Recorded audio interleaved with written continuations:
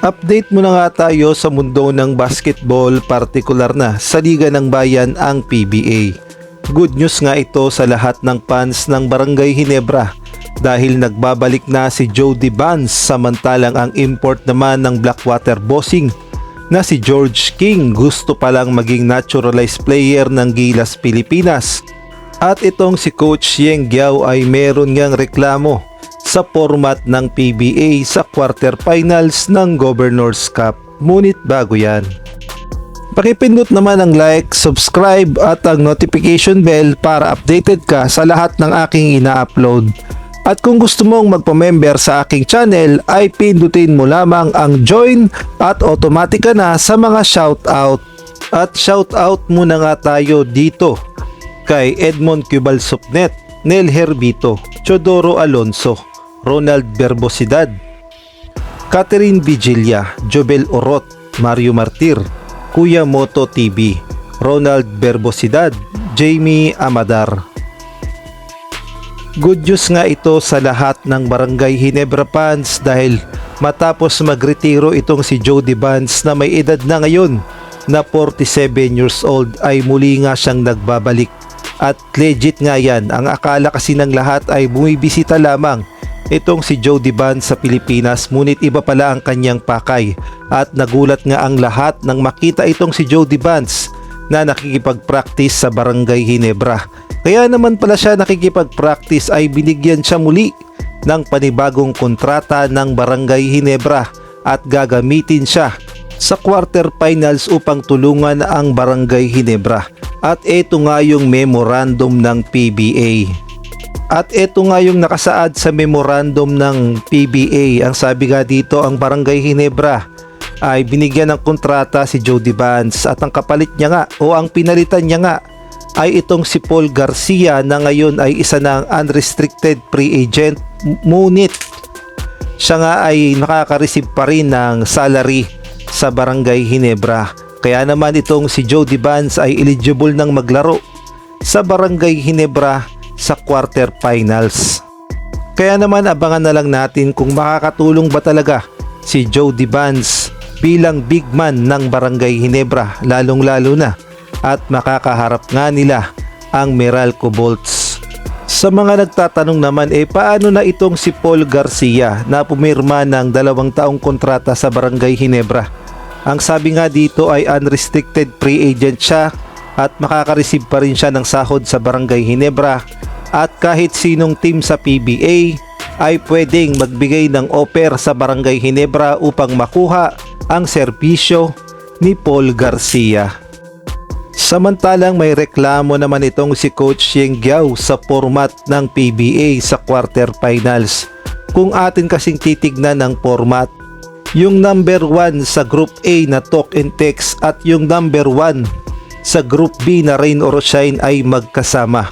Samantalang sa Column B naman ay yung number 2 na Meralco, number 3 na Ginebra, number 2 na SMB, number 3 na Converge ang magkakasama, so lumalabas na pantay-pantay lang sa pangalawang column. Kaya naman ang nirereklamo ni Coach Yeng Giao dito nga kay Commissioner Willie Marcial, bakit daw kabracket nila ang Talk and Text samantalang pareho naman silang number 1. Dapat daw kasi ang magiging kabracket nila ay yung mas mahinang team dahil sila nga ang number 1 seed sa Group B. At ito nga yung buong sinabi ni Coach Yeng Giao. Alam na, I think it was overlooked. No, I think it was overlooked. So it's a lesson na dapat siguro they should put more thought into the format. Alam natin bago ito, pero tingin ko it's something that's basic. madaling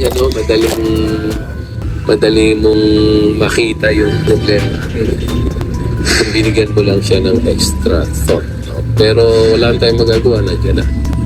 Pero siyempre may series pa kayo sa Magnolia, but ano yan, baka number 1 agad yung makalaban yun, di ba parang yun nga sinasabi ko, no? Pero kasi sa akin naman it could have been any team na parang although parang na-disincentivize mo yung number 1. Dapat pag number 1 ka, medyo yung path mo to the finals is a little easier because you earned it. Na hindi nangyari ngayon. Dapat pag-aralan nila commissioners saan sila nagkamali at i-correct nila. Ngayon, wala tayong magagawa. Mali na.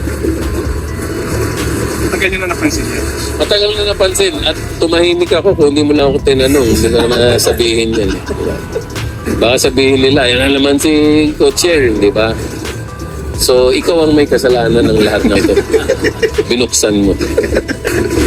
Sige. Hindi naman Samantalang ang top import scorer naman na si George King na nag-average ng 40.29 sa Governors Cup kahit nga eliminated na ang kanilang team na Blackwater Posing sa huling laro nga nila kontra Rain or Shine ay talaga namang nagpakitang gilas at naghalimaw si George King upang tulungan ang Blackwater Bossing na matambakan ang number 1 seed na Rain or Shine. Ipinakita nga ni George King ang kanyang lakas at talaga namang ipinakita niya na kayang-kaya niyang tulungan ang Blackwater Bossing sa huling pagkakataon.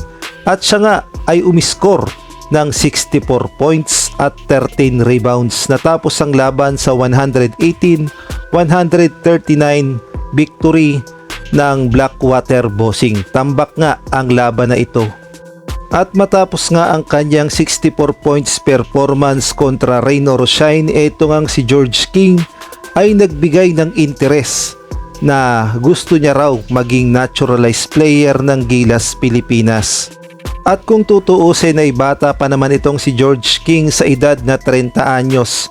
At kung sakaling maging naturalized player nga ito ng Gilas Pilipinas ay marami pa siyang maitutulong sa Gilas at may potensyal naman talaga dahil napakagaling niyang maglaro. Marami nga ang nagsasabi na para daw itong si Justin Brownlee. Kaya nga lang ang malaking problema ni George King ay nakapaglaro na pala siya sa FIBA World Cup sa Team USA noong 2023 sa FIBA World Cup Americas Qualifiers. Kaya naman lumalabas na hindi na siya pwedeng maging naturalized player ng Gilas Pilipinas.